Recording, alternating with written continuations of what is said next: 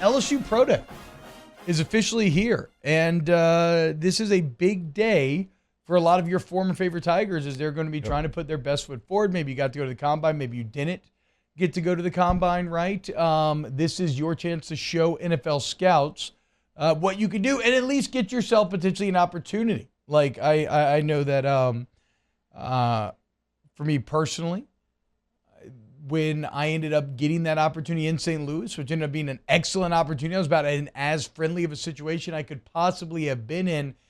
The only reason why I got it, Jake, was because a regional scout was there on behalf of the Rams. I can't remember who exactly he was watching, but a regional scout. And I didn't even, I did not run well, right? I did not have a good 40 time. I think it's at 5.3, highly disappointing. Because I knew I was faster than that. I don't know, didn't run well. Everything else went well testing-wise, but then it was the drills. It was as dumb as that sounds. It was the bag drills and all of that ended up getting me an opportunity in St. Louis, and it was one that I will cherish forever, and that was super fun. Had a very few, interesting months of my life. But I guess the point is, the only reason why it happened was Pro Day. And so for, guys, now some of these guys on this list, they're already fine, but Seven Banks, Micah Baskerville, Jarek Bernard Converse, Kayshon Boutte, Anthony Bradford, Joe Fouché, Mekhi Gardner, Ollie Gay, Todd Harris, Jeray Jenkins, Mike Jones Jr., B.J. Ojolari, Colby Richardson, Jaquelin Roy, Tremont Shorts, Jay Ward. Some of these guys will have the path of their lives altered for the better due to what they do today.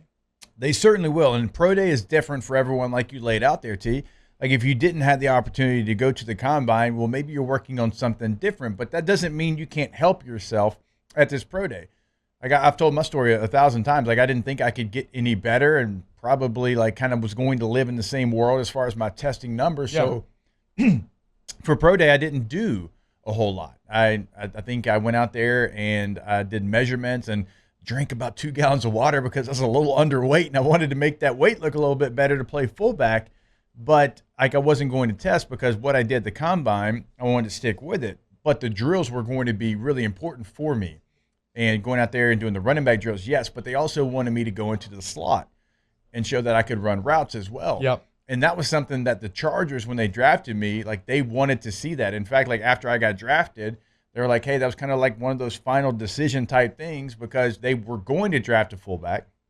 They were going to draft, they hosted Owen Schmidt and Peyton Hillis and myself, and they were going to draft a fullback, but they were a West Coast offense. Norv liked to have fullbacks, the F in his offense, out wide, in the slot, different places. And so Pro Day for me, I'm not knowing that at the time, that was big for me. So you can do something here that you didn't do at the Combine that could potentially get you drafted. So it is a big day for all of these prospects. Obviously, you've got a ton of different guys, different positions, different rounds where they're going to go, but all of the guys can help themselves in some way or, unfortunately hurt themselves in some way. But today is a very important day, not just the Combine. You have to do it at Pro Day as well. Yeah, a bit nerve-wracking of a day as well because it is such a, okay, you've been building up to this moment. Here is your moment. Oh, that's cute. You were getting 32 reps on bench during training? Well, let's hope you do it today. You can jump higher than that? Well, guess what? You didn't do it today. And so, it's always nice to watch people battle that. And then during these drills, they try to tire you out, right? They want to see your toughness. They want to see your conditioning. And it's interesting because we've seen guys this year, huge college stars, fail. We didn't talk about it, but the story about Jalen Carter from UGA, whose bad offseason continues. And to be clear, look, there's a human element in all this, right? That I had to have pointed out to me because I was just so focused on just the results. Jalen Carter's going through some things, okay? Obviously. Regardless of how you feel about what he did with the street racing incident that night and 2 lives being lost, at the end of the day, those are still 2 of his friends, right? And just because maybe you didn't do the right thing, that doesn't suddenly make you less sad or less distracted or less feeling bad about anything and everything. And so I guess it shouldn't come as the biggest surprise, but he hurt himself at his own Pro Day where he was unable to finish the drills. He started cramping. He was too out of shape. And again, I can understand how he got there, but it does show you that they are going to try to break you here, and they want to see, okay, who's been doing the right things and who's going to be ready. And if you pass that test, well, yeah, again, you stand a chance to make a lot of money. Out of this list, Jake, who do we think is going to get drafted first? Probably B.J. Ojulari.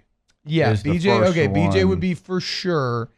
And then, which is kind of funny, right? Because forever you would have thought Kayshon Boutte would be, if not for sure one, for sure number two. What do you think? After you get past Ojulari, is it Kayshon then? It might be Jaquelin Roy. That's what I was looking at. Or is it somebody like Jaquelin Roy? I think I'm going to go Roy.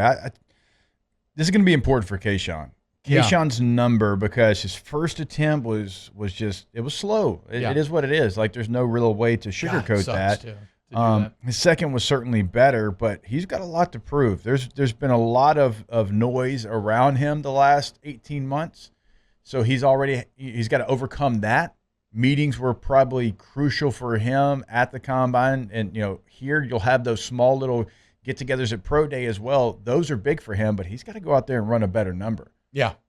I mean, the receiver position, you can be a slot receiver, but you've got to be able to go out there and show that if you're not straight line fast, that you've got change of direction fast. He did not do that at the combine. Yep. He's got to do that today at Pro Day. Well, and so he's kind of he's on the opposite of like your situation where you had already tested well, and so you didn't need to rerun.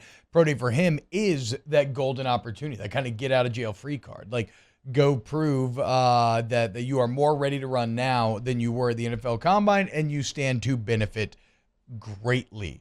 I wonder what we'll see out of Kayshon Boutte eventually. Right now, ESPN.com has a full 7-round mock draft up, and B.J. Ojulari is the first off the board at 44 for the Falcons. And it also tells you, like, this group of LSU players, you've got some studs in it. I think B.J. is going to play for a very, very long time. I think there's a lot of players that are going to play and be vested NFL veterans. But when you look at the list, you're not losing what LSU typically loses, like a top 15 pick. No, true. So it gives you another great example of what you truly have coming back for this 2023 LSU football team. Well, and again, I would say it's a kind of a feather in Brian Kelly's cap for the results of last year, to put together an SEC West winning team and beating Alabama and all these things with a group like this, which, again, I loved the contributions of these players. But like to Jake's point, this is not the most purely just overwhelmingly talented group that we've seen, and yet they had the best results of, since the national championship. It seemed to right the program. So what happens when you get back to combining that elite talent with the Kelly system? And, well, you see why the expectations and optimism are so high surrounding LSU football right now. So best of luck to everybody competing in Pro Day today. Cannot wait to see who the kind of secret winners here are and hear about his times and everything. I'm sure we'll touch on them a bit tomorrow as well. Unless I missed it real quick here, T-Bob. I see Roy in this mock draft at 70 to the Raiders. I see Anthony Bradford, 110. That makes sense. To Anthony the Falcons. Bradford remains like a very high potential guy in terms in the fourth of round. his size and speed and whatnot. You don't see Kayshon Boutte's name until the fourth round, 132 to Carolina. Yeah, that makes sense. Where's Jarek Bernard Converse? I have not come across his name yet in this mock draft, but it has Ali Gay going in the 5th round to the Ravens. So it kind of gives you an idea. Is Jere Jenkins draftable?